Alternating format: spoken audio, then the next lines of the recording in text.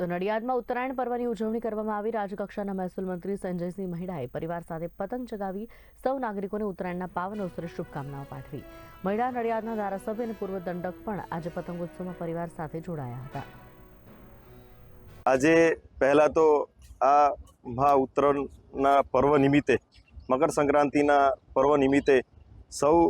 રાજ્યના અને મારા વિધાનસભાના સૌ વડીલો માતા બહેનોને હું હાર્દિક શુભકામનાઓ પાઠવું છું અને યશસ્વી વડાપ્રધાન નરેન્દ્રભાઈ મોદી સાહેબના નેતૃત્વ હેઠળ આજે ગુજરાત રાજ્યના મૃદુ અને મુખ્યમંત્રી શ્રી ભૂપેન્દ્રભાઈ પટેલ સાહેબ અને ડેપ્યુટી સીએમ સાહેબ હર્ષ સંઘવી સાહેબના નેતૃત્વ હેઠળ આજે યશસ્વી વડાપ્રધાન નરેન્દ્રભાઈ મોદી સાહેબનો એક વિઝન છે કે વિકસિત ભારત 2047માં આપણો દેશ વિકસિત બને, આપણો ભારત દેશ વિકસિત બને, એમ ગુજરાત રાજ્ય પણ આજે યશસ્વી વડાપ્રધાન નરેન્દ્રભાઈ મોદી સાહેબના નેતૃત્વ હેઠળ અને મૃદુ અને મુખ્યમંત્રી શ્રી ભૂપેન્દ્રભાઈ પટેલ સાહેબ અને ડેપ્યુટી સીએમ સાહેબ હર્ષ સંઘવી સાહેબના નેતૃત્વ હેઠળ અમે સૌ રાજ્યના મંત્રીશ્રીઓ અને સૌ વિકસિત ભારતને સંકલ્પને અમે સૌ સાકાર બનાવવા માટે હાજર છીએ। દાન પુણ્યનું અને પતંગ પર્વ કઈ રીતે માણ્યો છે? આમ તો સવારથી મકર સંક્રાંતિના દિવસથી સેવાનું કામ, ગાયોને નીર નાખવાનું અને ગરીબ કલ્યાણ માટેના કઈ સારા કામો થતા હોય ત્યાં હું હાજર રહ્યો છું અને આજે મહુધા મારી વિધાનસભાની અંદર સૌ નગરજનો અને સૌ વડીલો માતા બહેનોને આજના પર્વ માટે હું એમને અભિનંદન પાઠવું છું અને જેમ ગુજરાતનો વિકાસ થઈ રહ્યો છે એમ મારું મહુધા વિધાનસભાનો પણ વિકાસ જોવા મળી રહ્યો છે। એટલે સૌ સાથે સંકલ્પ કરેલો છે। મને યશસ્વી વડાપ્રધાન નરેન્દ્રભાઈ મોદી સાહેબના નેતૃત્વ હેઠળ સમગ્ર રાજ્યની અંદર વિકાસશીલ કાર્યો ગતિશીલ ગુજરાતથી ચાલી રહ્યા છે। આજે ઉત્તરાયણ છે, ઉત્તરાયણની પર્વની સૌને શુભકામનાઓ આપું છું અને સાથે સાથે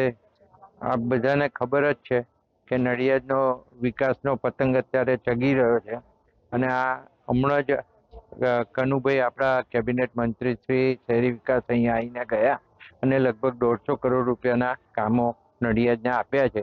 એટલે નડિયાદનો વિકાસ અવિરતપણે થાય છે જ અને નડિયાદ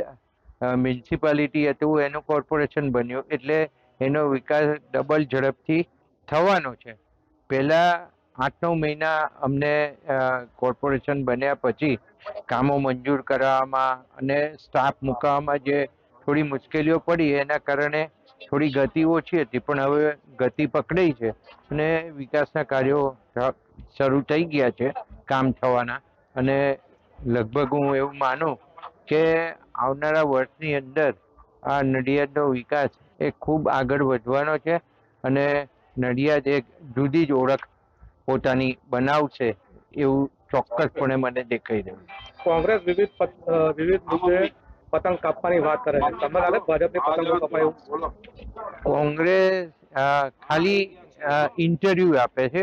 અને બોલે છે, એની નક્કર કામગીરી કોઈ પણ પ્રકારની નક્કર કામગીરી ક્યાંય જગ્યાએ વાસ્તવિકતામાં હોતી નથી એ કોઈ દિવસ પ્રજાની કામોની રજૂઆત કરતા, પણ ખોટા આક્ષેપો કરવા એ એમની ખાસિયત છે અને ખોટા આક્ષેપો થકી એ લોકોને ભરમાવાનું કામ કરે છે। પણ નડિયાદની પ્રજા બધું જાણે છે અને વર્ષોથી જ્યારે ભાજપને 6 ટર્મથી જીતી લાવતી હોય